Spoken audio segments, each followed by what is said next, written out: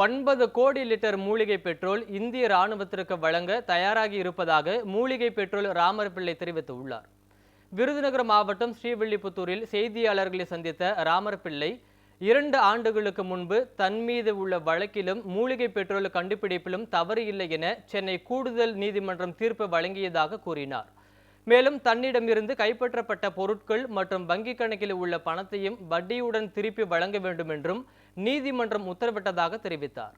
நான் ஒரு தவறு செய்திருந்தால் இந்திய அறிவியல் துறை சயின்ஸ் அண்ட் டெக்னாலஜி என்ன பண்ணிக்கணும், எனக்கு கொடுத்த அங்கீகாரத்தை ரத்து செய்திருக்க வேண்டும். ஐயா தீர்ப்பில் சொல்றாரு, நான் இந்த ஜட்ஜ்மெண்ட் சொல்லும் வரை அந்த அரசு ஆவண சான்று 5 அதான் எனக்கு கொடுத்த இந்திய அரசாங்கம் கொடுத்த தகுதி சான்று, தொழில் செய்வதற்கு கொடுத்த அனுமதி சான்று, நான் நீதிமன்றத்தில் தீர்ப்பு சொல்லும் வரை அந்த அரசாணை ரத்தாகவில்லை. நான் தவறு செய்திருந்தால் அந்த ரத்தாணை அந்த அரசாணை ரத்தாயிருக்கணும், ரத்தாகல. அதனால் இவர்கள் கைப்பற்றப்பட்ட பொருள் நல்ல பொருள்.